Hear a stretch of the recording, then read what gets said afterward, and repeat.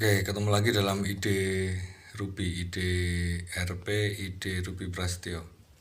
Kali ini saya mau membahas tentang anak-anak yang mau masuk sekolah di tingkat yang lebih tinggi gitu ya. Jadi kan ini musimnya kenaikan kelas, terus kenaikan kelas, dan artinya juga yang lulus SD, SMP akan mencari ke sekolah lanjutan di atasnya, tingkat di atasnya.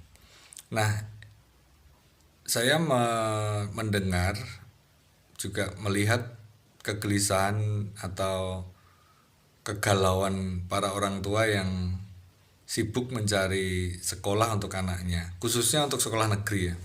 Kalau sekolah swasta saya rasa tidak perlu dibahas karena kalau sekolah swasta itu ada uang, ada barang gitulah ya. Kalau mau sekolah swasta yang baik ya artinya biasanya sekolah yang secara biaya mahal itu di atas rata-rata. Jadi kalau swasta tidak usah dibahas, tanpa memikirkan zonasi, tanpa memikirkan prestasi, udah langsung masuk aja kemana bisa. Nah, kali ini yang ingin saya bahas adalah sekolah negeri, dan mungkin terkhusus untuk sekolah negeri yang favorit ya. Kalau sekolah negeri yang nggak favorit kan biasanya menjadi pilihan akhir dari mereka yang tidak diterima di sekolah negeri favorit dan juga tidak mampu atau tidak mau melanjutkan ke sekolah swasta yang dalam tanda kutip mahal biayanya. Nah, sekolah favorit itu sendiri saya ingin mendefinisikan sebagai sekolah negeri. Ini khusus mengarah ke sekolah negeri ya. Membahas sekolah negeri favorit yang menghasilkan anak-anak didik yang baik, yang pintar gitu ya, yang nilainya bagus, kemudian akan mudah ke naik jenjang berikutnya. Padahal kalau kita mau melihat, menyadari, merenungkan kenapa sekolah-sekolah itu menjadi favorit, karena memang yang masuk ke situ adalah anak-anak yang sudah bagus nilai-nilainya. Mungkin juga secara kesadaran belajarnya juga sudah cukup tinggi di tingkat yang sebelumnya, sehingga sekolah itu menjadi bagus. Tentu saja menjadi bagus karena memang bibitnya bagus, yang masuk bagus, keluarnya bagus. Menurut saya itu hal yang sangat biasa, sangat wajar. Tapi kemudian menjadi julukan sekolah favorit itu memang akhirnya terjadi. Nah, karena sekolah ini menjadi favorit, tentu saja menjadi rujukan untuk orang tua menyekolahkan anak di situ, atau juga bagi anak-anak untuk ingin masuk ke sekolah tersebut. Itu terjadi mungkin sejak zaman saya sekolah juga begitu ya, dan saya pun juga sekolah kebetulan bisa masuk di sekolah favorit, sekolah yang baik di kota saya, di Wonogiri. Nah, saat ini saya tinggal di Klaten, dan di Klaten pun sekolah favorit menjadi incaran banyak siswa gitu ya. Saya nggak tahu sebenarnya yang mengincar ini siswanya atau orang tuanya gitu. Nah, tapi tetap aja ini menjadi menarik buat dibahas karena sekarang yang sistem yang digunakan itu sistem zonasi ya. Kalau dulu kan sistem nilai. Kalau sekarang karena nggak ada UN lagi, atau tepatnya UN tidak menjadi satu-satunya syarat untuk masuk ke jenjang berikutnya, jadi ada metode lain yaitu zonasi yang menjadikan pola baru ini mungkin menjadi kegalauan bagi para orang tua. Nah, saat saya dulu masih sekolah gitu ya, merasanya memang begitulah sistem sekolah yang benar itu ya, bahwa ada sekolah favorit dengan murid-murid berprestasi, kemudian nanti akan masuk ke sekolah favorit berikutnya, dan seterusnya dan seterusnya. Tapi setelah menghadapi kehidupan yang sebenarnya gitu, ternyata tidak semua lulusan sekolah-sekolah favorit itu menjadi yang terbaik, yang terdepan gitu. Atau artinya mereka yang sekolahnya tidak di sekolah favorit bisa juga menjadi lebih baik. Walaupun ini secara keseluruhan mungkin angkanya saya nggak bisa sebutkan ya, tapi coba aja dilihat di sekeliling kita, apakah mereka yang memimpin, apakah mereka yang terbaik itu adalah mereka yang sekolah favorit, ataukah tidak. Nah, ini bisa jadi ukuran apakah mau mereka dulu lulusannya dari SMA favorit, SMP-nya SMP favorit, perguruan tingginya perguruan tinggi favorit. Apakah seperti itu? Saya rasa tidak selalu seperti itu. Mungkin kebanyakan mayoritas memang mereka-mereka yang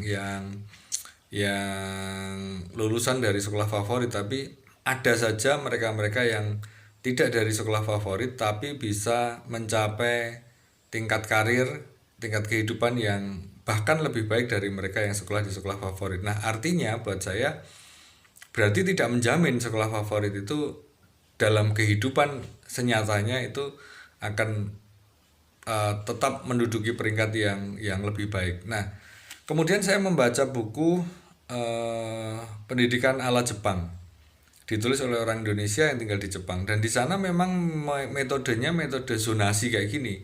Jadi sekolah itu dianggap sama, dianggap standar oleh pemerintah. Sekolah pemerintah dianggap sama, dianggap standar oleh pemerintah, dan kayaknya swasta pun diatur begitu ya. Jadi secara wilayah itu akan menghasilkan lulusan yang sama, yang standar. Nah, dari situ saya mulai berpikir bahwa ini rasanya lebih baik nih, metode ini, sehingga pendidikan itu lebih merata. Kalau dulu kan sekolah favorit di kota kabupaten gitu, mereka-mereka yang dari lulusan terbaik dari kecamatan itu mereka akan menuju ke kabupaten itu, padahal di daerahnya itu ada sekolah juga. Memang tidak lebih favorit dari yang di kabupaten. Nah, itu saya rasa zonasi ini menjadi solusi, menjadi jalan keluar. Nah, kemudian di pemerintah yang Kementerian Pendidikan yang terakhir kan menggagas Merdeka Belajar kan. Nah, sesungguhnya Merdeka Belajar ini menjadi salah satu acuan yang baik juga dalam dunia pendidikan, karena pada dasarnya anak-anak itu harus belajar dengan merdeka, bukan belajar dengan terkungkung gitu ya.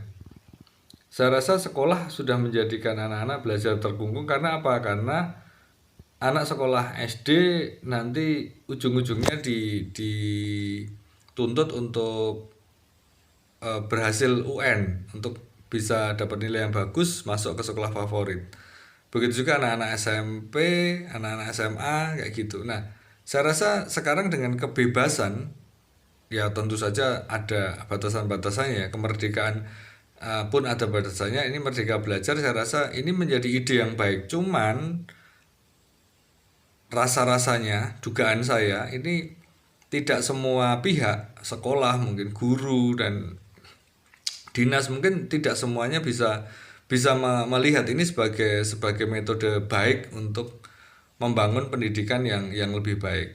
Rasanya mereka hanya, ini dugaan saya ya, hanya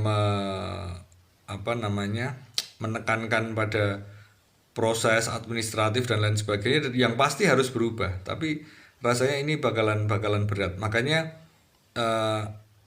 sebagai orang tua kita harus sadar bahwa misalnya anak kita nggak bisa masuk ke sekolah favorit, nggak masalah. Sekolah di dekat rumah kita itu akan menjadi favorit kalau anak kita masuk ke situ. Pikirkan begitu ya. Jadi anak kita memang harus didorong untuk menjadi yang terbaik.